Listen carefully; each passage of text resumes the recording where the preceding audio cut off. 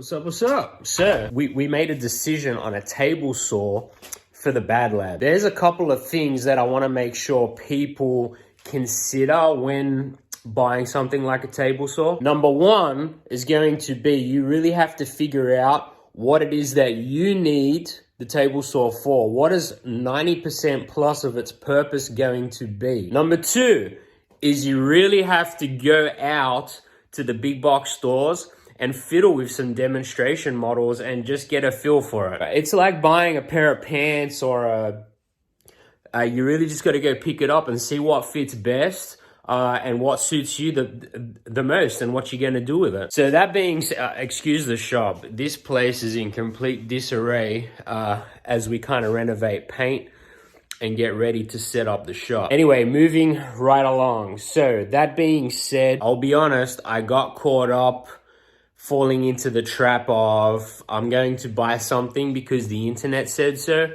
or I got on YouTube and I watched a bunch of reviews, which I did, and got hung up on what other people might need theirs for and why they think it's better than something else. I went back and I had a good think about what I need a saw for, and there was a few things I need my saw for. I need my saw to cut plywood up to 1 inch and a lot of it. I don't need a saw that's going to cut 4x4s. I'm not ripping large material. I'm not in construction. I'm not building houses or garages or anything like that. I am cutting mostly plywood to build driver enclosures, light furniture, interior pieces for cars.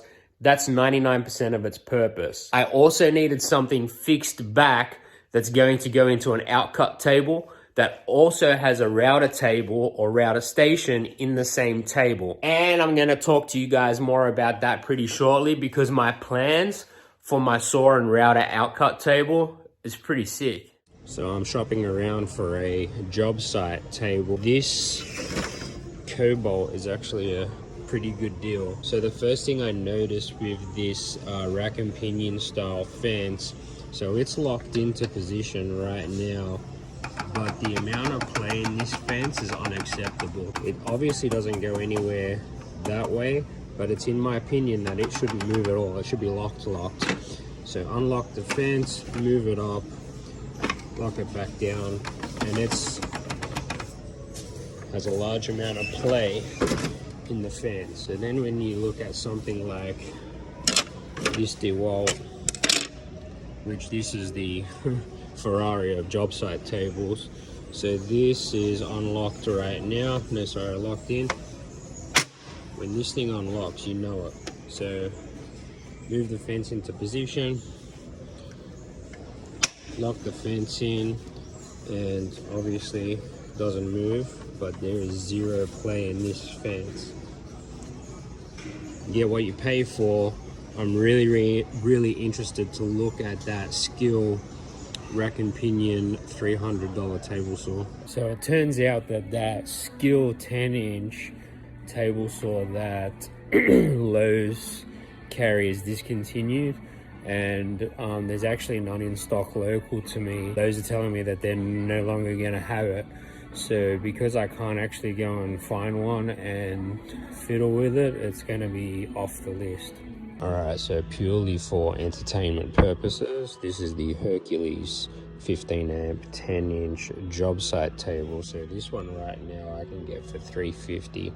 And so I don't know why, but this table saw is hated on, not reviewed very well. I don't know, and sure, the Skill table might have a few extra things that this doesn't have. The interesting part about this table is the fence compared to the Craftsman that we just, the Cobalt that we just looked at. So right now this fence is locked in place, and the locking action is very similar to the Dewalt. And so move the fence, lock it into place, and this fence is rock solid. And I believe it is in the way it locks into the bench. So you set your position, and then this literally locks it straight down, and zero movement. So I decided to stop in at Home Depot and see what they had. And the only rack and pinion style fence they had was the Dewalt in the 8 1/4 inch. And so I'm not a fan of Ryobi 1 because I've had a couple of Ryobi 1 tools that haven't done very well in the past. The Rigid actually gets quite a good review online, and I will tell you that one of the things I like about this is the bevel lock setup they have on these things, which is pretty cool. But it's not a rack and pinion style saw, so this one's off the list.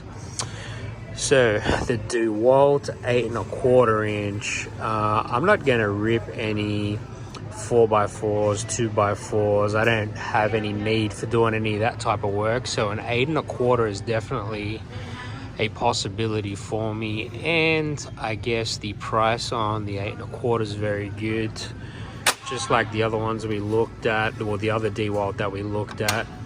The fence on this thing is rock solid, and I will tell you that the one thing that this definitely has on the Hercules is the bevel lock on this thing is extremely strong. And I didn't mention it in the video I took prior at Harbor Freight, but I have seen that it does get quite loose, and the Hercules I looked at was actually very loose. So this is definitely a possibility. What table saw did we decide on? And it was the Dewalt 8 1/4 inch table.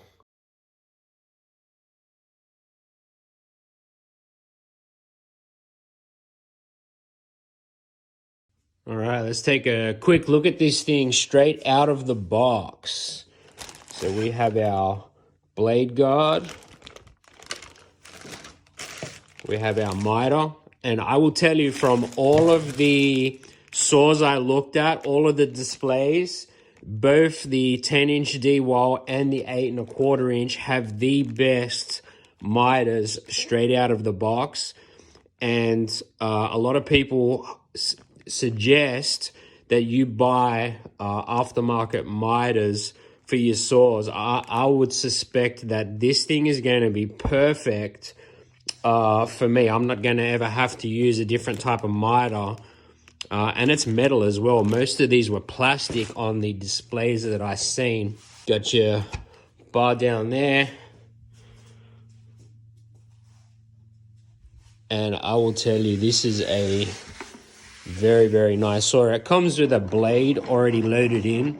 I am going to put a 60-tooth Diablo in this a little later on, but not too shabby.